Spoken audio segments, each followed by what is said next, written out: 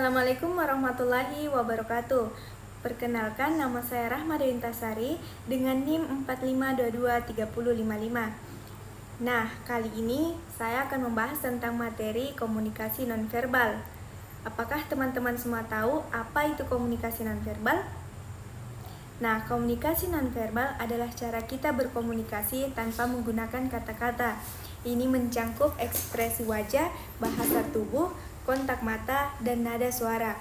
Sangat penting untuk memahami sinyal-sinyal nonverbal karena mereka dapat memberikan informasi tambahan atau bahkan kontradiksi dengan apa yang dikatakan seseorang. Nah, selanjutnya definisi komunikasi nonverbal. Komunikasi nonverbal adalah bentuk komunikasi yang tidak menggunakan kata-kata, namun lebih menggunakan bahasa tubuh, ekspresi wajah, kontak mata, dan isyarat lainnya. Nah, komunikasi ini merupakan cara penting dalam menyampaikan pesan, perasaan, dan sikap seseorang tanpa berkata-kata. Nah, komunikasi nonverbal dapat menjadi pelengkap atau bahkan menggantikan komunikasi verbal yang terbatas. Nah, selanjutnya komponen komunikasi nonverbal seperti bahasa tubuh, kontak mata, dan ekspresi wajah dapat memberikan informasi yang lebih akurat tentang perasaan dan emosi seseorang. Nah, komunikasi nonverbal juga dapat mempengaruhi persepsi orang lain terhadap diri kita dan membangun hubungan yang lebih baik. Komponen komunikasi nonverbal. Yang pertama itu ada bahasa tubuh. Apakah teman-teman tahu semua gerakan fisik seperti postur tubuh, gestur tangan, menyampaikan makna yang kuat? Bahasa tubuh dapat mengekspresikan emosi, sikap, dan perasaan seseorang tanpa mengucapkan sepatah kata pun. Nah, yang kedua ada intonasi dan nada suara. Nah, ini seperti karakteristik suara seseorang seperti volume, nada, dan ritme dapat menyampaikan pesan yang berbeda dari yang diucapkan secara verbal. Intonasi dan nada suara dapat mengekspresikan emosi, sikap, dan kepribadian. Nah, yang ketiga itu ada kontak mata. Kontak mata adalah salah satu komponen penting dalam komunikasi nonverbal.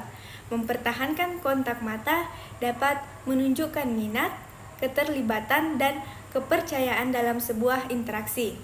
Nah, yang keempat ada jarak interpersonal. Jarak yang dijaga antara dua orang dalam berkomunikasi dapat mempengaruhi dinamika dan keintiman interaksi. Nah, selanjutnya bahasa tubuh. Bahasa tubuh adalah bentuk komunikasi nonverbal yang sangat penting dalam interaksi sehari-hari. Melalui gerakan, postur, ekspresi wajah, dapat menyampaikan perasaan, sikap, dan maksud kita tanpa mengucapkan sepatah kata pun. Setiap gerakan tubuh kita memiliki makna tertentu. Misalnya, tangan yang terlipat di dada dapat menunjukkan rasa tertutup atau defensif. Sementara tangan yang terbuka dapat berarti keterbukaan dan keramahan. Postur tubuh yang tegak dan tegas dapat mencerminkan rasa percaya diri. Sementara postur tubuh yang membungkuk dapat mengindikasikan rasa rendah hati, rendah diri, atau ketidaknyamanan. Nah, selanjutnya kontak mata. Kontak mata adalah salah satu komponen penting dalam komunikasi nonverbal. Dengan saling bertatapan mata, kita dapat menyampaikan berbagai pesan seperti empati, kepercayaan, minat, atau permusuhan. Kontak mata yang dapat menunjukkan keterlibatan dan perhatian kita terhadap lawan bicara.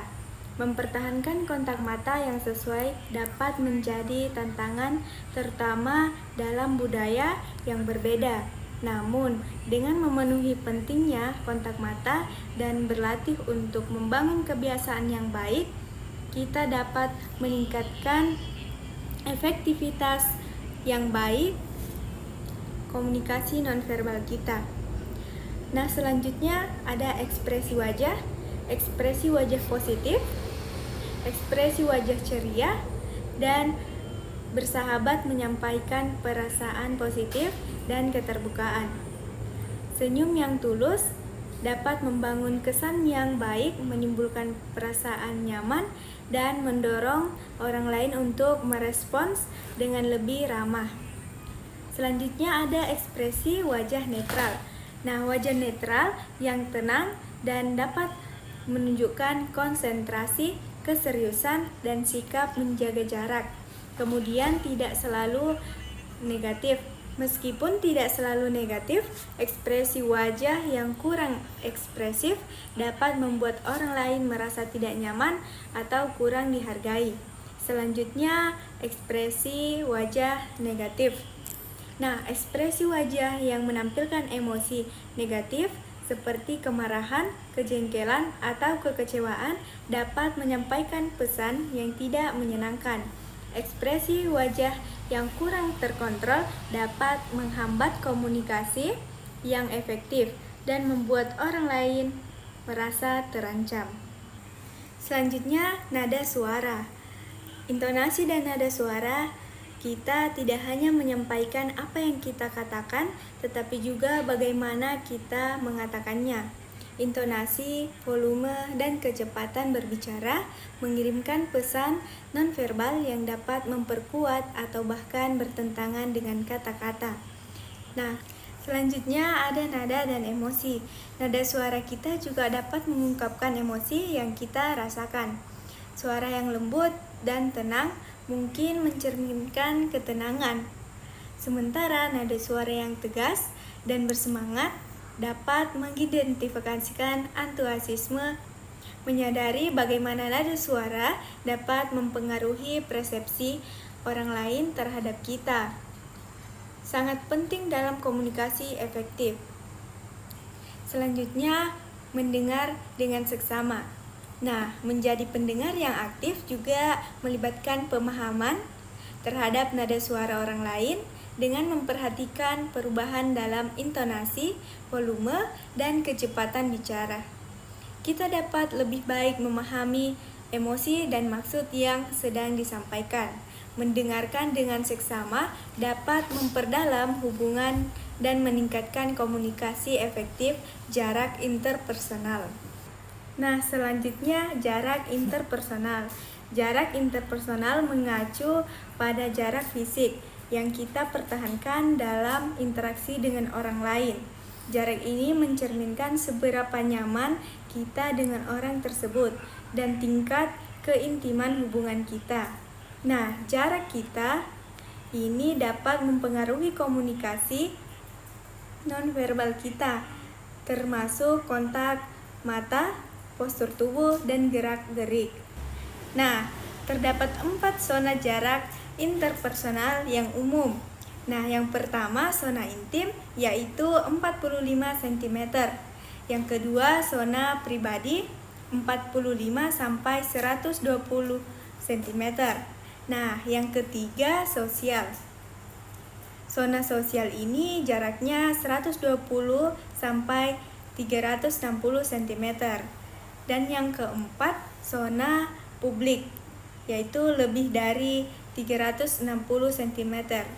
Setiap zona mencerminkan tingkat keakraban dan privasi yang berbeda yang harus diperhatikan agar komunikasi berjalan lancar. Selanjutnya, pentingnya komunikasi nonverbal. Komunikasi nonverbal memiliki peran yang sangat penting dalam interaksi sosial.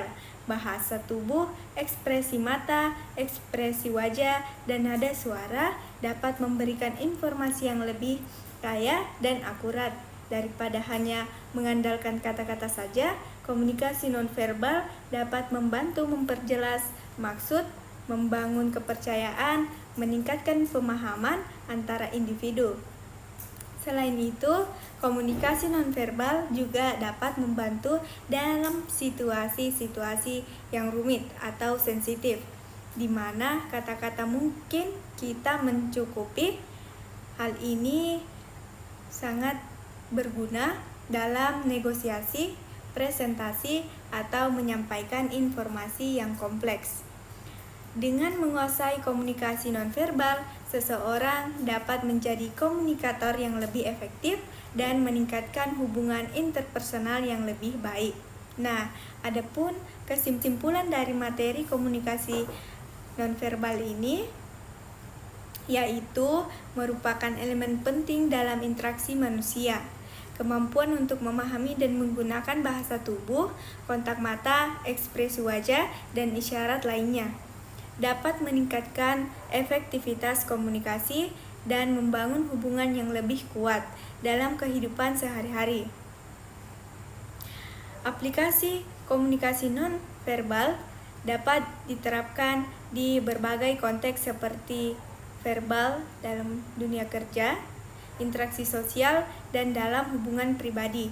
Dengan memahami dan menerapkan prinsip-prinsip nonverbal, kita dapat meningkatkan pemahaman satu sama lain, membangun kepercayaan, dan mencapai tujuan komunikasi yang lebih efektif. Nah, sekian dari saya.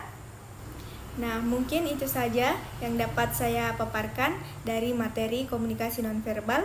Kurang dan lebihnya mohon dimaafkan. Wassalamualaikum warahmatullahi wabarakatuh.